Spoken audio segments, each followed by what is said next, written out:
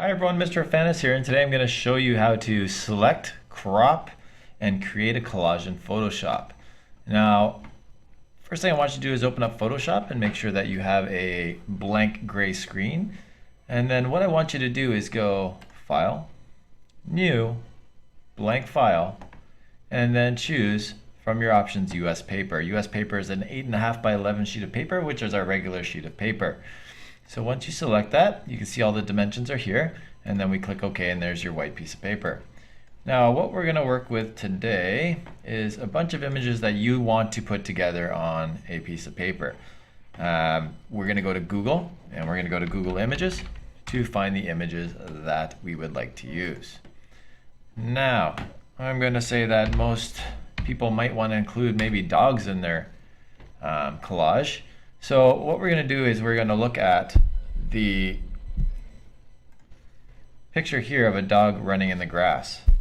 Now, this dog running in the grass here needs to get into our Photoshop. So what we're going to do is we're going to copy the image, go back to Photoshop, and either go Edit, Paste, or Control V on the keyboard. Once that image is in, we can use the Move tool to stretch it out, position our page whatever way we want. We could even rotate it. Okay, a lot of people will say, when I put the image on, it gets really digitized when I stretch it out. That's because Photoshop's not going to waste any energy trying to render it beautiful unless you're happy with where it is. So once you place your image on the canvas here, click the check mark and you'll get a nice, beautifully rendered high definition photo. Now let's look at some selection tools here. I'm going to zoom in so we can get a better look. Now, when I choose selection tools, there are many different ways to select an area. I always equate it to a song. There's an old song, should it stay or should it go, or should I stay or should I go? When you're using selection tools, all you're doing is picking something and you're saying, do I want to stay, should it stay, or should it go? Now here's one selection tool. This is a Marquee Box Tool. It creates a box. If I wanted to get rid of this back area, I'd say I want it to go. I press delete on the keyboard. All right, Control Z to undo if I didn't want to do that. Control D or right click, see these marching ants here? Deselect them to get rid of them. All right, the Marquee Box Tool is good for something that is square. This dog is not square. So next tools, we're going to go down here to the Lasso tool. Lasso tool is something you can freehand draw. A lasso must be completed in a complete shape, closed shape. So I have to go right back to the beginning to activate it. And it can be curved lines, which is great. And should I stay or should I go? I want to go, delete. And I can do those types of shapes for my deleting. Put that back, Control D or deselect to get the marching ants away. So if I wanted to trace the dog out, I'm not the greatest of tracers with a mouse, but it can be done. I'd go all the way back to the beginning. I could do that. I want to keep the dog. Okay, it should stay. So what I'm going to do, just like with anything you're making a collage with real paper, you'd take a pair of scissors, you'd cut it out, and you would paste it on your piece of paper. So edit, sorry, paste. Now I have the dog there. Okay, and I would get rid of the background by clicking on the background and going to the garbage can. Yes, I want to get rid of the layer. So there would be my dog. But you're still saying, well, there's kind of a background behind the dog. And I would agree, yeah. I want it to be more exact. This is Photoshop. I should be able to do finer details with a computer. So you can use something called Magnetic Lasso. What Magnetic Lasso will do is it'll click to the edge. I click it once and I start tracing. I'm not pressing any buttons anymore. It is attaching to the edge of the dog. If I feel like it's getting crazy, I can click the mouse button to realign it. Okay. Also, if I go off like this, what I can do is go backspace and it will take me back in time. Takes me back step by step and I can kind of get back on track here.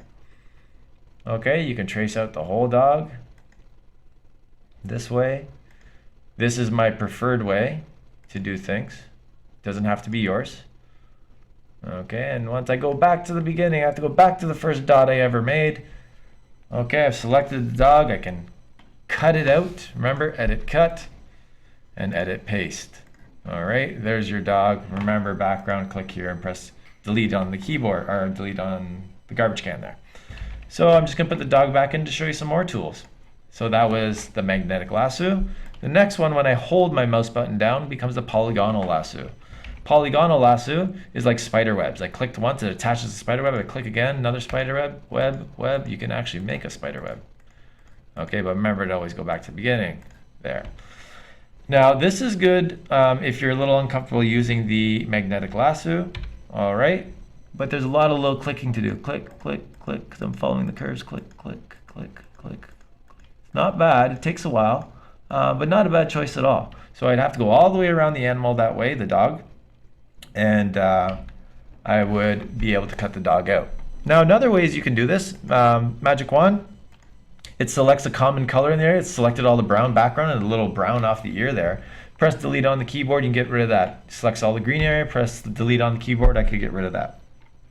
That's the magic wand there. That's another selection tool. The wand here is actually a different wand. It is called the quick selection wand. And I'm holding the mouse button down, it starts collecting area. Unfortunately, it can get out of hand and collect too much of an area, and see the dog's eye was collected there. So with this tool, you got to kind of click, add to it, and sometimes it gets out of control. It's good if you have a plain image.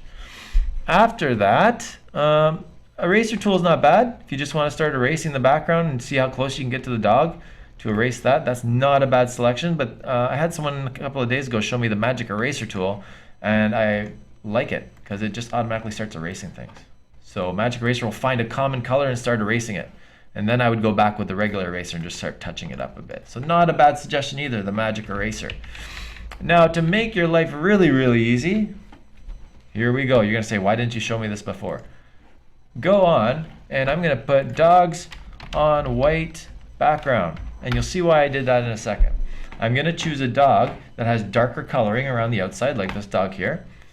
I'm gonna copy the image. I'm going to bring it into Photoshop. And I'm going to paste it into Photoshop. There's the dog. I'm just going to shrink it a bit so you can see the white background. There you go. And then I use the magic wand tool. I could use the magic eraser tool also, but I'll use the magic wand. I click on it, selects all the white in the area, and I press delete on the keyboard. Done. So if you really want to make a quick collage, find images with flat backgrounds, one color in the background. Okay? Or I could use the magic eraser tool. Magic eraser, click, it's all gone. So, I need you to make some collages using these tools. Practice this skill, make a collage, fill up the whole page. This whole page here, all the things you love. And don't forget, images can be twisted. So this dog can be, don't stretch, I don't like to stretch. Twisted, angled, moved around, use that move tool, okay? To move things around, place them around, and make a beautiful collage of the things you like and not just their backgrounds. All right? Have fun.